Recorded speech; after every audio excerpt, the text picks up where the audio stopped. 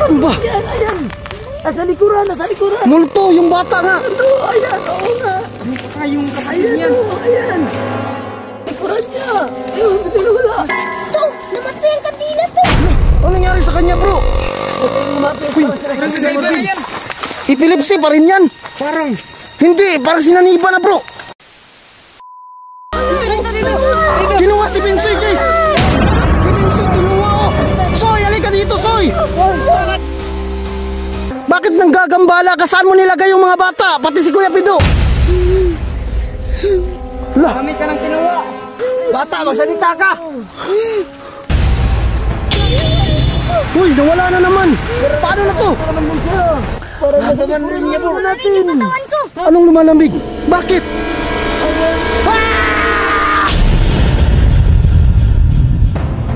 Takbo, guys! Nakakatakot! Kinuha na naman. Sino yung kinuha? Si Siren to. Dong, ito ka dong. Siren to. Si Cyrib? To. Tatay! Saan kayo to? Inuubos na yung mga bata. Takbo na lang. Bro, baka may idea ka, bro. Wala, bro. Takbo! Nanginginig na naman siya.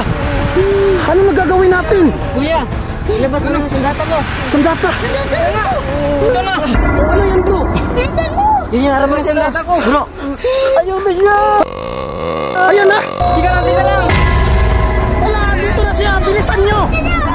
Bilis na! Kasi malapit na yung multo. Papunta na dito. Alian mo. Bilis! Ilatag nyo na!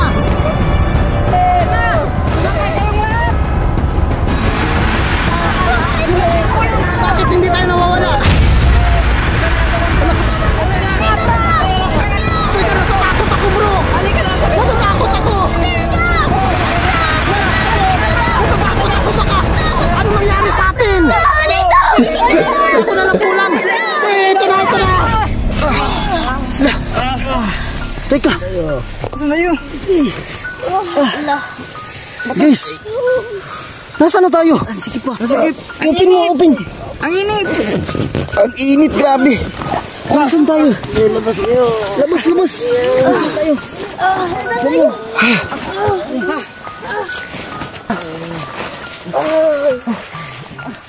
Kasi to, nandito pa rin tayo. Hala ka! Bro! Akala ko nasa bahay na tayo. Hindi gumana. Balik pa rin tayo. Shit! Ano ba to? Paano na to? Ilan na lang tayo? 3 bata na lang tapos 5 matatanda. Paano to? Paano tayo makaalis sa lugar na to, bro? Hindi ko alam, bro. Akala ko ba gagana yan, bro? Nalamat nga tayo. Gumana nga pero hindi kayo makaalis dito. Noy, baka alam mo, Noy, yung daan. Bulag na ako eh. Oo nga, no, bulag pala to. Sino na naman ang mga batang kinuha? Si Kagawad, tapos si Kakak. Kakak, Kuya Pido, Binsoy, Si Siren to. at saka si Cyrib. Ang dami na. Yung maitim na bata. O si Butyok din. Nasaan na kaya sila ngayon? Dali alam to. Bakit mo naramdaman na papalitin sa atin yung multo? Kasi parang meron ng third eye eh. Nasaan? Kunin natin. Huwag mo nga. Okay lang kayo mga bata? Teka, kay Kuya Pido, yung camera mo, saan mo nakuha yun? Dito sa loob. Halak ka. Baka dito galing si Kuya Pido. Yung ano? Asa na kaya siya ngayon? Di ba nga tumakbo tayo doon? Tapos biglang nawala si Kuya Pido. Do! Nasaan ka na, Do? Yung maingay yan, bro. Makakuling ka. Tara na, umalis na tayo. Saan? Saan nga tayo pupunta eh? Paulit-ulit lang tayo dito eh. Lagi tayo dito. Tara, punta tayo doon. Baka makahanap tayo ng daan palabas. Meron na naman akong nararamdaman. Bakit yun? Dito ka doon. Dito. Meron na naman. Huwag kasi kayong maingay. Kapag maingay kayo, lumalapit yung multo. Alam nyo yung multo, kahit umaga nagpapakita eh. Parang ano siya, kaluluwang galit. Parang gusto niyang katahimikan. Oo, parang ganun. Ganito na lang kaya, dasalan na lang kaya natin, di ba? Pwede naman yun. Baka bro, nahihingi siya ng tulong sa atin kasi yung katawan niya naiwan dito. Pero bakit nangunguha siya ng mga bata? Yun yung problema. galit siya ata sa mga tao. Alak ka. Kailangan natin humanap ng solusyon para matahimik na yung multo. Para matahimik na yung kaluluwa. Meron ka bang solusyon, Noy? Wala eh. Hala to, may mga tao. Saan? Ano kayang ginagawa nila? Oh, parang nagdalasan. Ang multo yan. Puntahan natin to. Alak ka, bakit may mga tao dito? Hindi na lang. Baka patibong na naman yan. Lapitan natin. Tibong yan. Tara na. Baka makatulong tong mga to para makaalis tayo sa lugar. Sino kaya mga to? Tanungin natin. Hoy, bay. Magandang hapon. Magandang hapon, bay. Anong ginagawa niyo dito? Sinamahan ko lang tong kaibigan ko kasi hindi siya matahimik sa kaluluwa ng kapatid niya. Dito doon namatay, kaya nagtirik siya ng kandila. Baka yung bata na nakita natin. Yung nanggagambala sa atin. Ilang taon kaya yun sa tingin nyo? Hindi ko kabisado, bay, pero... Dul! Dul! Ilang taon nga yung kapatid mo, Dul? Halak ka, yun na nga yun. Lalaki ba yun? Lah, Bakit, bay? Anong problema? yung multo nagpapakita sa amin, yung bata.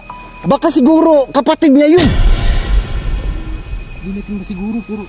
Umiyak pa siya, bay. Hindi pa natin pwedeng tanungin kasi emotional talaga. Teka, ilang araw na kayo dito? Ngayong umaga lang.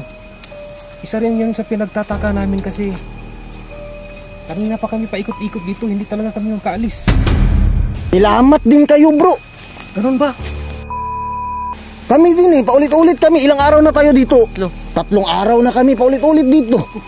Pabalik-balik lang talaga kami. Tapos, yung tent na yan, lagi namin nakikita yan. Yung batang multo ang may pakanan nito. Ano bang kailangan ng bata na yun? Hindi ko din alam eh kung anong kailangan ng batang yun eh. Ay ito, pinagdasal nyo na eh. Baka mawala na yun. Bay, anong pangalan yan, bay? Ito nga pala si Master Marvin at ako naman si Crypt na lang itawag niyo sa akin. Ah, Mon pala. Sa Way Libang-Libang TV ito, mga kasama ko. Nagtataka nga kami, hindi kami makaalis sa lugar talaga, bro. Ibig sabihin nito kami hindi rin makaalis. Kayo din. Damay-damay na tayong lahat. Itong mga bata, oh, hinahanap na to ng mga magulang nila. Hindi ko pa nakikita yung multo eh, pero itong kasama ko, laging nagpaparandam na sa kanya yung multo na kapatid niya. Baka siguro nagpapatulong sa kanya para matahimik yung multo na yun. Parang ganun na yung hinala ko eh, kasi imposible namang namumulto eh, kapatid niya to. Kaya nga. Pero bro, mayroon kaming problema eh. Ano yun? Mayroon pa nawalang 5 bata. Ibang bata? Diyos ko, ang dami nang nawala sa inyo ah. Sobrang dami na talaga bro. Hindi na namin alam kung anong gagawin namin eh. Iniisa-isa kami ng multo. Kinukuha yung maingay. Oo, tama. Ganun ba? Kinukuha yung maingay. Teka lang bro. Condolence pala. Ha? Kailan ba namatay yung kapatid niya? Bago lang. Bay, ano ba? Ikinamatay ng kapatid mo ba? Oo nga bay. Ano kasi, mga bata kasi, kakamping sila dito. Tapos yung kapatid ko, malakas mambuli yun ang kasamahan niya mga bata. Yun ang hindi ko alam kung bakit pinatay siya. Hindi namin alam kung sinong pumatay sa kanya. Ay, nambubuli pala yung kapatid niya, yung multo. Ganun ba? Pero di ba dapat yung nambubuli yung nabubuhay? Bakit namatay yung nambuli? Tingin mo bro. Baka karma yun. Karma sa kanya. Teka lang, huwag kayong maingay.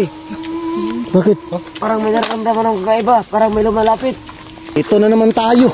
Nasaan? Pakalapit na siya. Guys, alerto kayo bro. Promise, nakakatakot yung multo na yun. Sana hindi magpakita dito. Taga saan ba kayo, bay? Diyan lang sa may reservoir eh. Uy, Master Marvin, huwag kang mabiro na ganyan. Hindi ko dala yung gamot mo. May sakit pala to. Oo, may epilepsy to eh. May epilepsy. Teka nga lang, hindi ko kasi makita. Andito na siya sa paligid natin. Nako, paano to siya lang nakakita ng multo eh? Huwag kasi kayong maingay eh. Anong nangyayari sa barkada mo bro? Sakit man niya yan eh. Yung epilepsy? Ayun siya, ayan. Ayan na siya, ayan. Ayan o, ayan. Wala. Ayan o. Ano man eh? Ayan, naka-ahi. Ano pinagsasabi mo? Ayan o, nasa likuran niya. Ayan. Wala oh. Tara na, tumakbo na tayo. Hoy, masakit yung ulo mo. Si Marvin lang yan eh. Walang tao dyan eh. Nasaan ba? Nasaan? Nasa likuran niya. Ayun o. Ayun, dalihan natin. Uy, ikaw, huwag ka nga magbiro ng ganyan. Teka lang, biglang nawala. Si Marvin lang yan, no? Hindi, nasa likuran niya kanina. Teka lang, bro. Wala naman na. Nasaan ba? Ayan. Nasa likuran. Multo, yung bata nga. Ayan, oo nga. Baka yung kapatid niyan. Ayan. Likuran niya.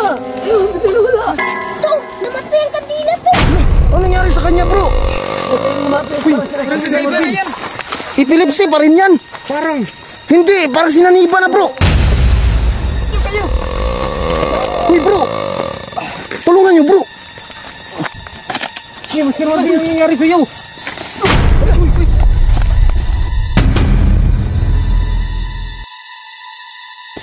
Huwag ka magbiro ng ganyan. Wala kang gamot dito. Okay ka lang, bro.